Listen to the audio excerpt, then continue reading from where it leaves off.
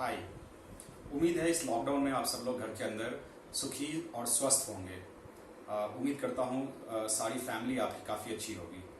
अभी पिछले कुछ दिनों पहले फ्रैंकलिन टेम्परेचर ने अपने 6 फंड्स को बंद कर दिया, 6 डेट फंड्स को बंद कर दिया। इन्वेस्टर्स काफ़ी वरीड हुए, तो आज हम उसी पे चर्चा करने जा रहे हैं। सबसे पहले तो ये जो 6 फंड्स बंद हुए हैं उसका क्या कारण है? कारण है डेट मार्केट के क्राइसिस। अभी आज के डेट में अगर हम एनालाइज करें तो फ्रैंकलिन के पास कुछ अच्छे पेपर्स थे, बट उनको कोई अभी मार्केट में खरीद नहीं रहा है। और इसके कारण से क्या हुआ कि उनको रिडेम्पशन प्रेशर आ रहा है।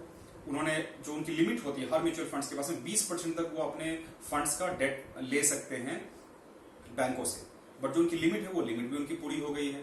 फंड्स बाहर में बिक नहीं रहे, पेपर्स उनके बिक नहीं रहे बाहर में। तो इसके कारण जो ये रिडेम्पशन का प्रेशर था उसको रोकने के लिए उन्होंने फंड्स को क्लोज कर दिया।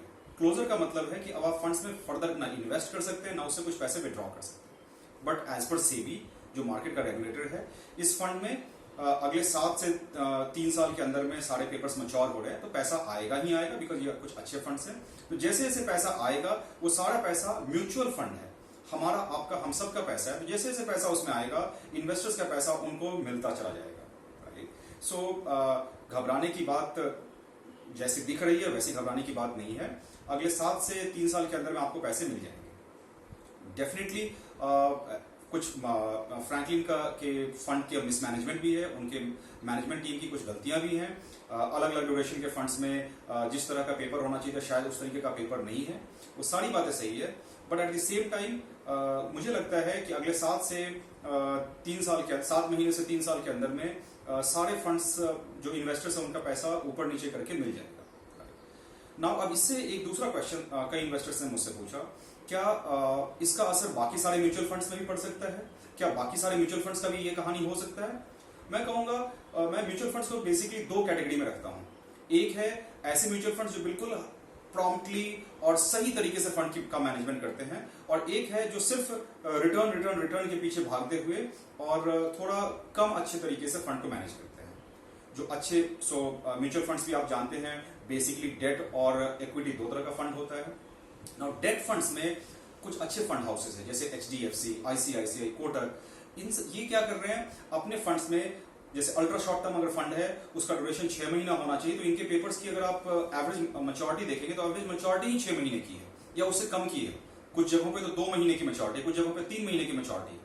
सो अपने फंड्स को सही तरीके से मैनेज कर रहे हैं। दूसरा, इन सब के पास में एक अच्छी पेरेंटेज भी है, पीछे जो इनके बैकिंग है, जो इनके पेरेंट्स की बैकिंग है वो स्ट्रांग है। और तीसरा, ये 20% का लिमिट है जो सेबी ने अलाउ कर रखा है कि आप उतना लिमिट का अपने रिडेम्पशन के लिए या किसी भी अन्य कारणों के लिए आप वो ऋण ले सकते हैं बैंकों से, वो अभी भी इनके पास इंटैक्ट है। सो इन फंड्स में डरने की जरूरत नहीं है। दूसरा, जब हमने इन सब के दौरान जब हमने इनके पेपर क्वालिटी को चेक किया तो HDFC, कोटक और ICICI इनके पास में काफी स्ट्रांग अच्छे क्वालिटी के पेपर्स थे। तीसरी बात है कि अगर आप गो फॉर वेल्थ के साथ इन्वेस्ट करते हैं तो आपको डरने की और भी जरूरत नहीं है, क्योंकि गो फॉर वेल्थ का जो सिस्टम है वो इस तरीके से बना है कि सारे फंड्स को सही तरीके से स्कैन करेगा, सिर्फ रिटर्न पे नहीं, रिस्क रिटर्न पे ऑफ के ऊपर स्टडी करता है।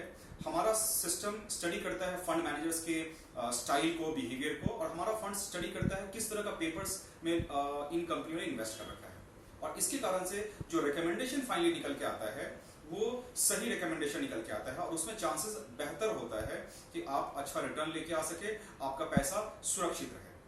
फॉर योर इन्फॉर्मेशन, हमने FD को कभी रेकमेंड, फ्रैंकलिन टेम्परेचर को हमने कभी रेकमेंड नहीं किया था अपने डेट। सिमिलरली अगर हम बात करें तो अभी RBI ने सारे म्यूचुअल फंड्स के लिए एडिशनल 2000 करोड़ का, पीछे जो NBFC के लिए किया था उसके बाद एडिशनल 2000 करोड़ की लिक्विडिटी की व्यवस्था करी है। सो इससे फायदा क्या है कि जो ये रिडेम्पशन का प्रेशर म्यूचुअल फंड्स झेल रहे थे उनमें उनको वो उसमें सुविधा मिलेगी। सो कोई डरने की बात नहीं है, सब कुछ अभी सेट है, सुरक्षित है। हाँ, इन्वेस्टमेंट करते समय जरूर ध्यान रखें कि आप किन के साथ इन्वेस्टमेंट कर रहे हैं, उसमें जिन म्यूचुअल फंड्स स्कीम्स में इन्वेस्टमेंट कर रहे हैं उसका पेपर्स कैसा है। और अगर आप गो फॉर वेल्थ के साथ इन्वेस्टमेंट कर रहे हैं, गो फॉर वेल्थ के थ्रू इन्वेस्टमेंट कर रहे हैं, तब तो आपको इसको देखने की भी जरूरत नहीं है, बिकॉज जो फंड्स हम रेकमेंड करते हैं हम पहले से ही इसमें ये सब चीजों को देख के तब रेकमेंड करते हैं। गो फॉर वेल्थ बेसिकली 2 तरीकों से हेल्प करते हैं, जैसा हमने अभी बताया।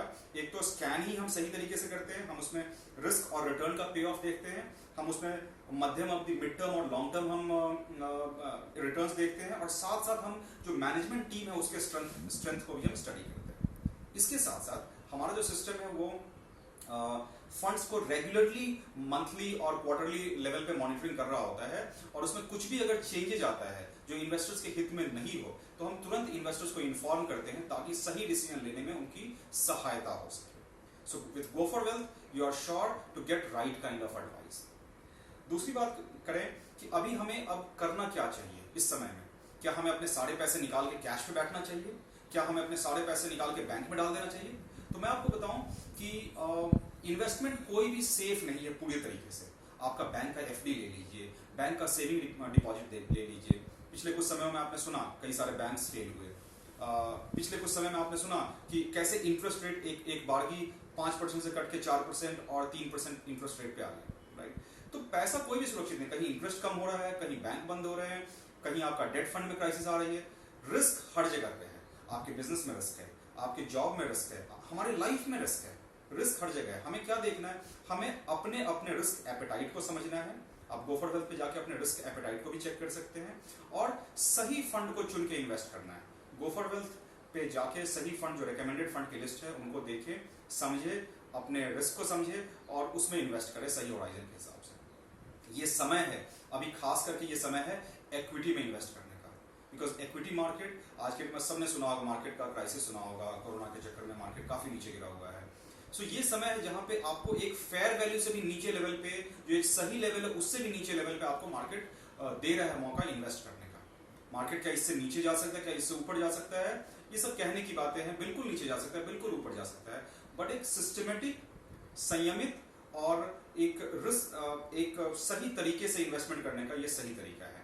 एसआईपी में इन्वेस्ट करें, और अगर किन्हीं को डेट फंड में इन्वेस्ट करना है तो पेपर्स की क्वालिटी जरूर देखें। उनके लॉन्ग ड्यूरेशन वाले पेपर में कभी इन्वेस्ट ना करें, शॉर्ट ड्यूरेशन वाले पेपर में इन्वेस्ट करें।